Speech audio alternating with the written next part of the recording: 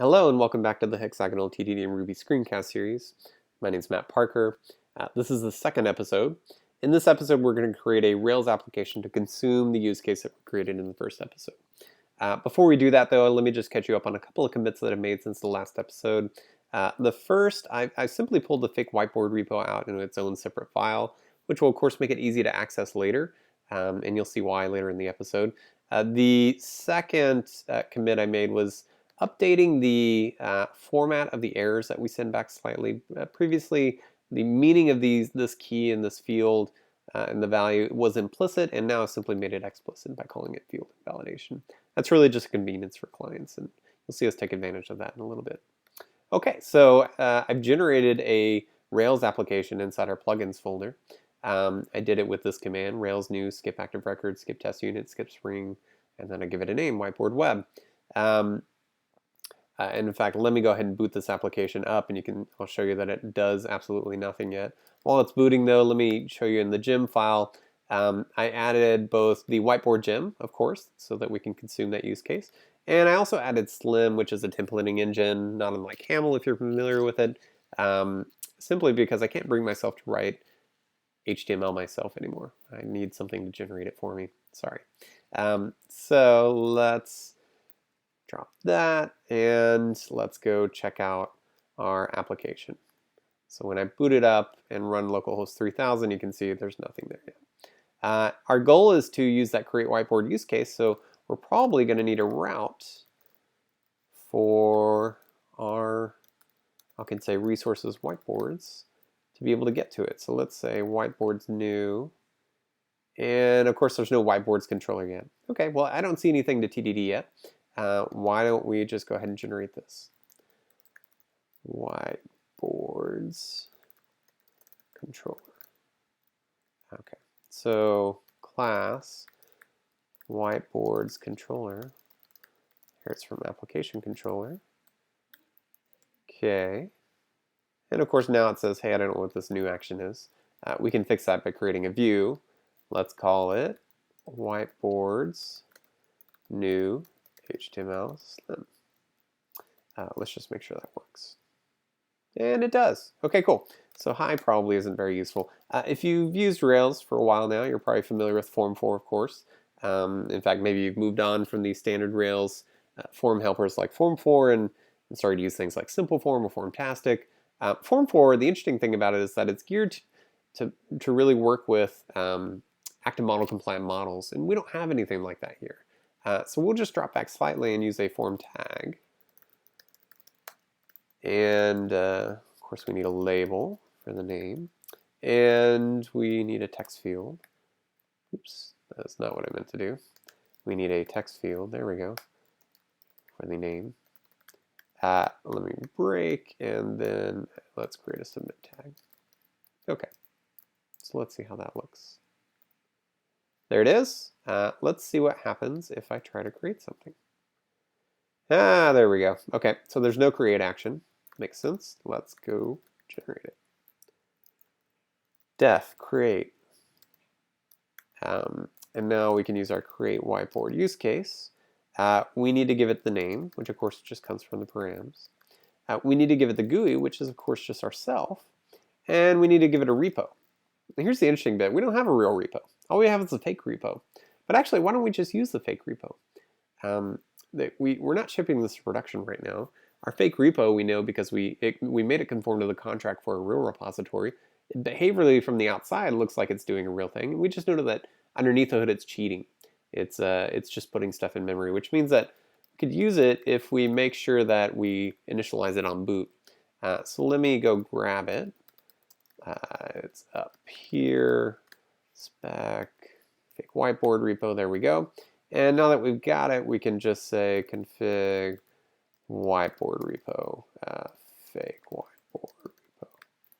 There we go. Okay, that makes sense? Hopefully it does. And then we can go back to our whiteboards controller and just say Rails configuration whiteboard repo.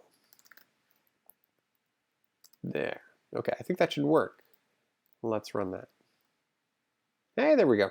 Okay, so, oh yeah, of course, you're going to have to bounce the Rails app to do this. so that it actually will boot and initialize that fake whiteboard repo. There we go. Okay, so now it says, hey, I don't know what whiteboard created is. Let's go generate that. Whiteboard created, we pass an ID if I remember correctly. Why don't we just render that out to the screen for now? Because I don't know what else we're going to do with it at the moment. Okay, let's see. Let me actually try to create one for real. Foo. Is that the one I did earlier? Apparently it is. Foo bar. Hey, there it is. Okay, great. We actually got it working. If I refresh that, of course, we go back to the you don't respond to validation failed, which makes sense, right? We just need to make sure that our GUI conforms to the interface that the create whiteboard use case dictates. So validation failed, pass in the errors, and let's just go ahead and capture those in an instance variable. And then we could do something like create another template here called validation failed. And if it will generate it, there we go. Okay, let's go in here.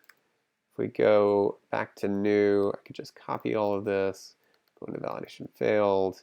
We'll just paste it in here for now. We can clean up that duplication later.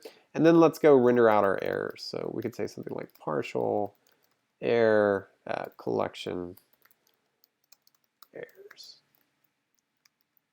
Okay, so this of course doesn't exist yet either. Let's go generate that. Now, here's where it's interesting, right? All we have right now is a symbol for what the error is. We'll need to actually translate that into something more human readable. So why don't we do that? Let's see. We could say something like validations and interpolate the error validation. And why don't we pass in the field as well, error field. Okay, so let's see what happens when we do that. Okay, of course, if you inspect that, you'll see that it's actually telling us that we have a translation missing. Ian validations unique. So let's just go generate that. Ian YAML validations unique. And we should just say something maybe like, sorry, field must be unique. Let's go back to here, refresh, name must be unique. Great. So then if I save changes again with it empty, of course now we have another missing in translation. Ian validations required. So let's go deal with that. Required fields must be present. Something like that, right? Name must be present. Maybe provided is a better thing to say there. Okay, cool. Sorry, I'm being pedantic. The interesting thing here is that if you don't provide something, if you fail validation, it forgets what you typed in. So let's go fix that real quick. If we go back to validation failed, we could just say params name. There we go. Now it's in there. And of course, this is a bit of duplication here, right? We just straight up copy pasted that from the new partial. So why don't we say render form, and we can go generate that and put that in here, and then go back to new and replace that with render form as well.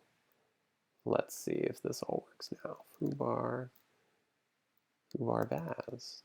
There we go. Okay. New, everything's still there. Okay, good. So that was interesting. We were able to wire up our use case. We didn't really create any logic. We really just delegated, and then when things came back, we rendered.